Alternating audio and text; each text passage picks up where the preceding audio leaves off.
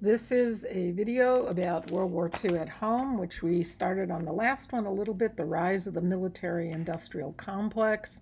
How did we win the war? Number one, Russia destroyed most of Hitler's army on the Eastern Front in the Russian winter, and with huge sacrifice, tens of millions of Russians who died as compared to less than 1 million injured and killed of Americans.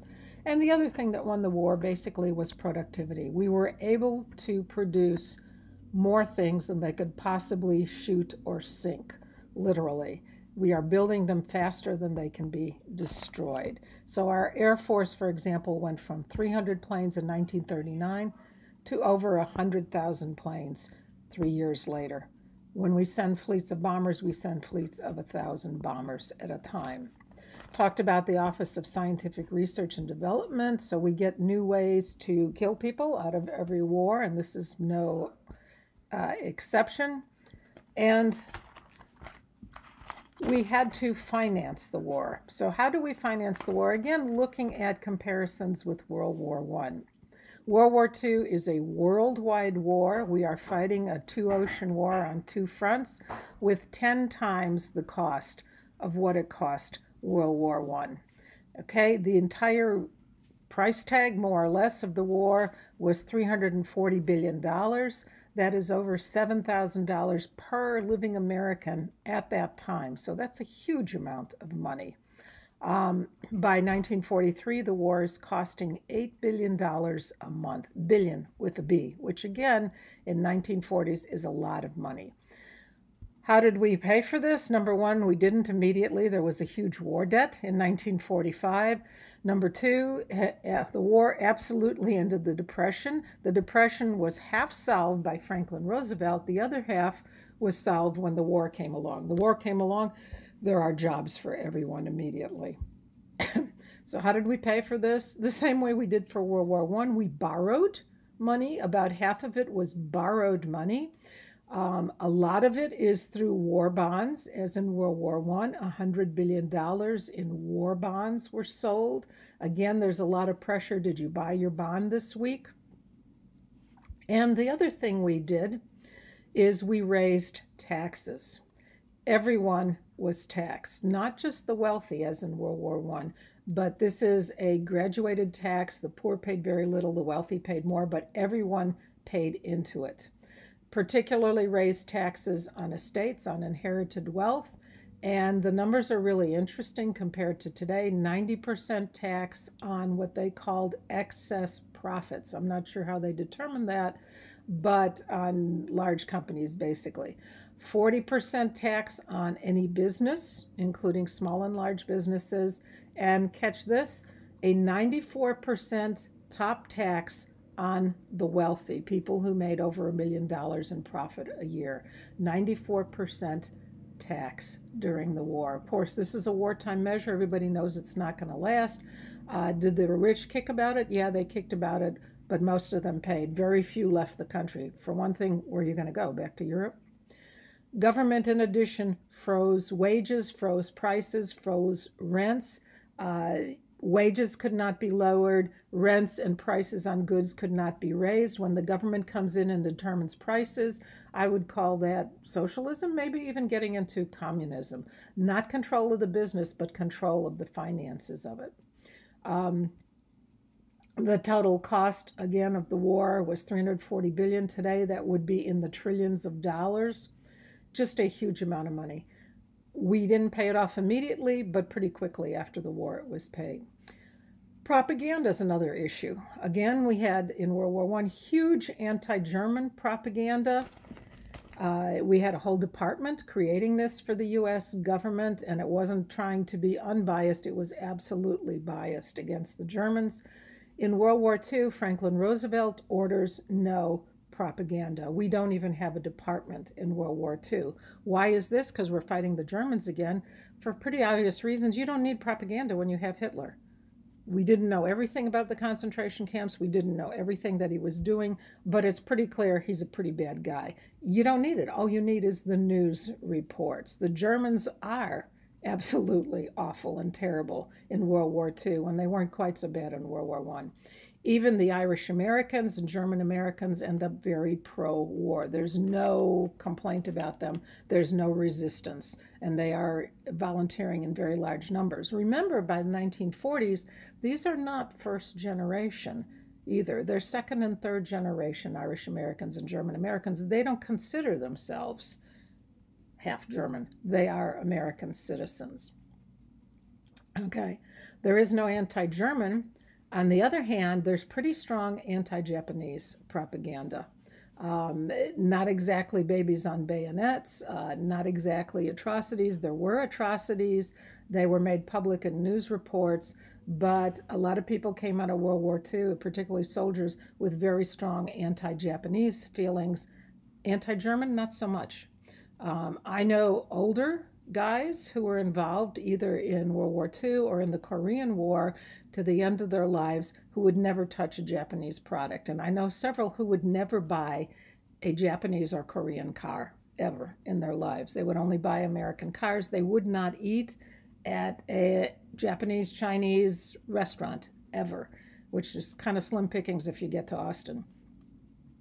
Okay, but a lot of bad feelings. The government censored foreign communications, banned a lot of military information, of course, censored military information, and the government was responsible for putting news releases.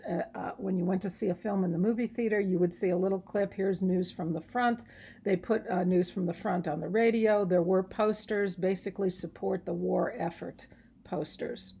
If you look at slides 20 to 24, you'll see some examples of these, but there isn't very much anti-German or even in the States anti-Japanese posters or advertising. What do civilians do during the war? There is rationing of strategic materials, gasoline, shoes were rationed because you need leather for boots, meat. For some reason, it is assumed that armies need to have a lot of meat. Fighting men need a lot of meat. Alcohol was rationed. Cigarettes were rationed. Coffee, sugar, beef, particularly aluminum foil, any metals. Train and plane tickets. You couldn't just get up and go and visit grandma in Kansas. You had limited use of tickets, transportation tickets. FDR had put price controls, so you weren't worried about the price of bread rising, but you couldn't always get all supplies. And I wish I was in class because I have an actual ration book from World War II. It's a little coupon book, and you would take it to the store, and if you bought a dozen eggs, they would take the little coupons out, and if you ran out of egg coupons at the end of the month, you didn't get any more eggs. So you had to ration your use of a number of things. Whatever we rationed, England had it much, much worse. And I've talked to people in England who lived through the siege, who lived through the bombings in World War II, and they were down to things like 1 egg a week or 1 quart of milk per child per week. There were brownouts and dimouts to save electricity, where electricity was used for production lines in factories and not for homes. Oddly enough, middle of the war, some things never changed. There is, of course, a flourishing black market. They estimate in World War II, maybe 25% of sales were black market sales, and very hard to shut this down. On food items, also on things like jewelry, gambling, which increased during the war. Victory gardens, same as World War I. About half of all the vegetables produced during the war were grown in backyard gardens, and it was considered patriotic to plow up part of your backyard and grow enough vegetables for the family. Why are you doing this? So that farm crops can be sent to the front or sent to England as well, because we are helping to feed England. Participation. Citizens, civilians donated during the war 13 million pints of blood during the war to help save soldiers with blood plasma. 9 million volunteers in the Civil Defense Force. These were civilians who were doing military support jobs. We also had prisoner of war camps, and we had one in Central Texas outside Bastrop. It was for German officers. And the interesting thing about it, there were hundreds of German officers there. Some of their stuff is still in the Historical Museum in Austin. They made little wood carvings. They had little arts and crafts stuff to keep them busy. The German officers were treated better than the African Americans who worked in the camp because they were white. And this is Texas. So it's an interesting little sidelight, but we actually had prisoner of war camps. We also had a prisoner of war camp down in the valley for Japanese Americans, but I'm going to talk about that in a minute. Main thing in World War II is mobility. People follow the jobs. There were roughly 15 million men at one time or another in the American military. During the war, again, at one time or another, 7 million jobs are created in factories in the Midwest and in the North. This is the beginning of the rise of the Sun Belt. The factories are primarily in the North, but the military bases were built in the South of the Mason-Dixon line. This is why San Antonio is surrounded with military bases of one kind or another. Corpus Christi, there's tons of them all over Texas, all over Arizona, New Mexico, California, U.S. Naval Base in San Diego. Why? You can train all year. There's no snow. There's no use building an infantry base in Minnesota because it's hard to get out in the middle of the winter. So the South and the Southwest really boomed with the U.S. Army bases and has stayed ever since. They didn't decommission all the bases after the war for good reason. We kept them, and this is when the South begins to boom and Northerners begin to move south. Who moves north? The second great migration of African Americans, over 1 million. Southern poor African Americans, almost all rural, moved to northern and midwestern cities. Why? There are factory jobs. When they move in, of course, they have disturbances. There are occasional race riots. Why? Competition over housing, not competition over jobs so much, but over housing. And the North has prejudice just like the South. The war was a good leverage for African Americans to integrate companies. And Roosevelt pushed this. He also created an investigating committee on discrimination, racial discrimination during the war. Companies that had U.S. contracts were supposed to be integrated. Military, the U.S. military, on the other hand, totally segregated. It is not until Harry Truman, after the war is over, that he actually integrates the U.S. military. There were no African Americans in the Air Corps, in the Marines, in the Navy, and in the Army. There were African Americans, almost always in support roles. They were never used as combat troops, except very rarely. What happens to women during the war? World War II revolutionized their role, and there's that great poster of Rosie the Riveter on the PowerPoints. They get new training, they get education, they get skills. 6 million women moved into the war industry. They are close to 40% of war industry workers. 1 million are employed directly by the U.S. government. Examples: 50% of the workers building airplanes on the West Coast were women. How many were there before the war? Almost none. 1941, when we entered the war, there are 143 women actually involved in plane manufacture. 2 years later, 65,000. So not only are they building planes, but they're doing the riveting, they're doing the heavy construction as well. In shipbuilding, which was strictly male as well, the kind of engineering jobs and construction jobs, war starts, we have 36 women involved in shipbuilding. 2 years later, 200,000. And they are doing exactly the same jobs as men. In the 5 years of World War II, even before we got into it, 18 million women at one time or another worked for war industries.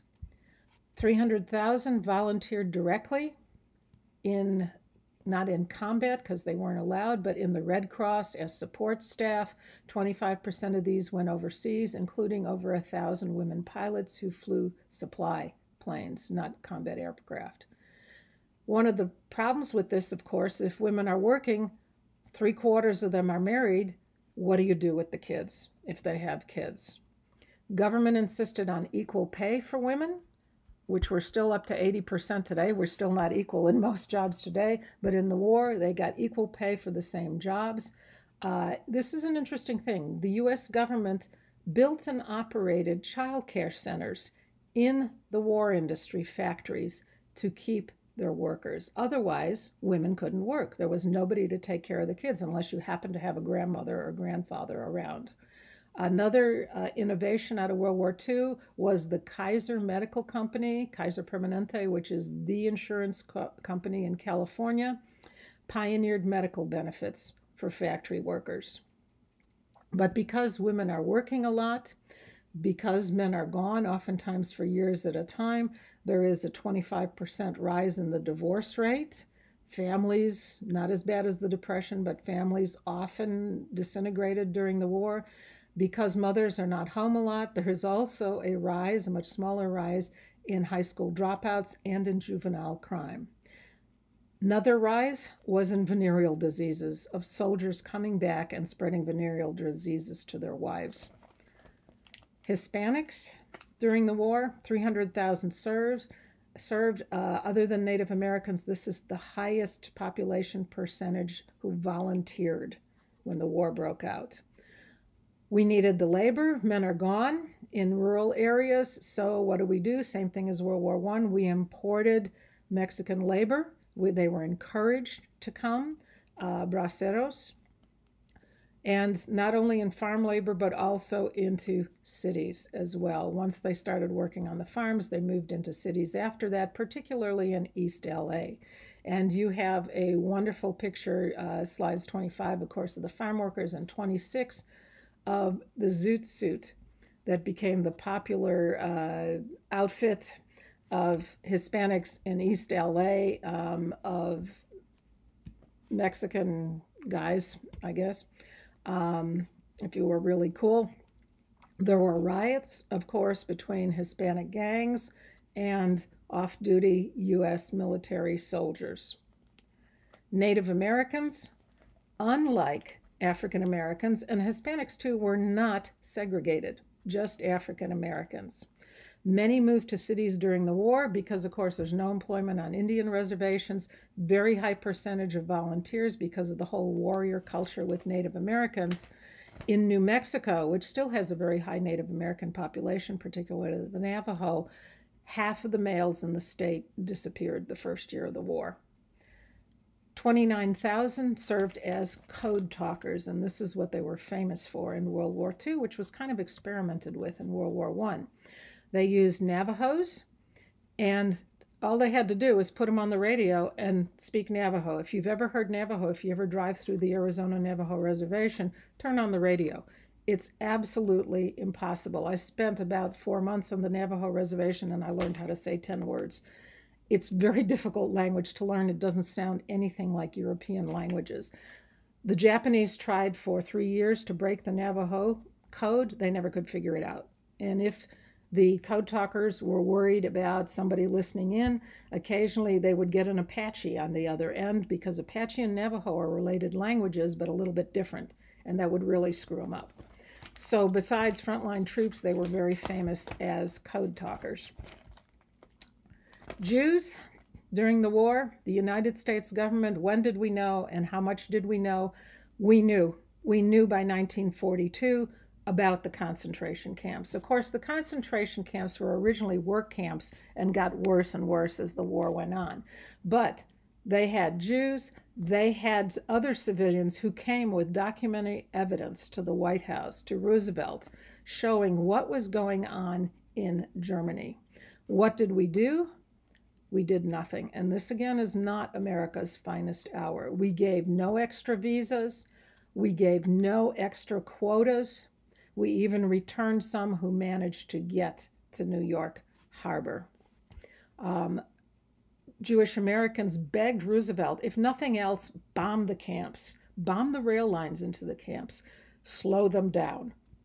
Roosevelt, nope, not doing it. We have other priorities. We are fighting the Germans in the last 2 years of the war. We are not going to be sidelined by this. And this is not America's finest moment. We basically ignored the whole issue. We knew, there's good evidence that we knew what was going on and did nothing about it. Japanese Americans, those other couple, I think I have a couple of slides in there after, well, maybe not. Okay, if I don't, anyway, you can Google Japanese American internment camps. 125,000 Japanese Americans lived on the West Coast at the beginning of World War II. 2/3 of these are American citizens. They were born and raised in America. They had been here for several generations. Long history of anti-Oriental racism. Remember, the Chinese Exclusion Act is the first immigration restriction passed in the 1880s, and that meant anybody who was Oriental. When we had in 1924 the Immigration Act that cut down the numbers of immigrants, it pretty much ended Japanese immigration, but there were tens of thousands here already. They lived segregated, in many cases worse than African Americans in the South. It was illegal, and of course they're all on the Pacific Coast, Washington, Oregon, California. In the state of California, it was illegal for an Anglo and a Japanese to marry. They could not vote. These are American citizens, remember, 2/3 of them. They could not buy land. They could not enter an Anglo pool hall, a swimming pool, a school, segregated schools, very much like segregation in the South. And there were all kinds of myths of Japanese poisoning vegetables that they sold. Most of them were small farmers, of Japanese fishermen, blowing up the harbors, all kinds of weird stuff going on. The war breaks out. Pearl Harbor is bombed. And of course, it's very clear the United States government was worried about tens of thousands of Japanese on the Pacific Coast. And what we did was we rounded them up and we put them in internment camps. This is not a concentration camp. The function of the concentration camp was to eliminate people. The function of an internment camp was to intern them, to imprison them. They are prison camps, no question. But high death rates, because basically where do you put 125,000 people? They were all moved off the Pacific Coast into deserts in Nevada. There was one in southern Wyoming. There was one down in the valley in Texas as well, in very rural areas, in whatever structures they had. A lot of times they use racetracks and they use the horse stalls at the racetracks. Every family got a horse stall, and that's where they lived for 2 or 3 years. High rates of death from disease, poor medical care. They did have camp doctors, but not enough. They don't get very good care. The point is not to kill them, but just to remove them from the Pacific Coast. Overnight, Japanese American families were ordered to show up at the county courthouse or wherever they were. They had 48 hours to prepare. You were allowed to bring 1 suitcase per person. As one Army general said, who was in charge of rounding them up, and I'm quoting, "A Jap is a Jap. I don't want any of them around." The American Civil Liberties Union immediately appealed this decision. Said, you cannot do this. This is against the civil rights of Americans. Is it constitutional? Absolutely not. They were not charged with anything. Supreme Court upheld it. 3 times the ACLU challenged it. 3 times the Supreme Court upheld it. ACLU called it, I'm quoting, in a good description of it, the worst wholesale violation of civil rights in American history. Was there any act of Japanese sabotage? As far as we know, there is not a single case of a Japanese American spy or an act of espionage. It never happened, but that's what we were afraid of. Another weird little fact, in Hawaii, which had a large number of Japanese Americans and Japanese civilians, there were no internment camps. And they never had a problem in Hawaii, which had a higher percentage. The last camp was closed 1946 after the war. Japanese Americans were not compensated for loss of their property until 1989. And they did not get the value of their property. They got $400 million, which was not worth which was not the worth of the property they lost, because some of them had not only their personal possessions, but their farming equipment, their animals, everything else. Like any disaster, or like the Jews in Europe in World War II, there were people who went out of their way to help the Japanese Americans when they were ordered to be removed. Some of their neighbors would go in, farm their own land for them, take care of their animals, take care of their possessions in their house, sometimes even taking the profits from the crops they grew and putting it in the bank for the Japanese Americans to get later. On the other hand, of course, there are always people who wait the minute those people disappeared, went in and took and destroyed everything. The same thing as in Germany. There's good and bad everywhere. Out of those internment camps in World War II, 13,000 Japanese Americans, young guys, volunteered to go and serve in the U.S. Army. You had a choice.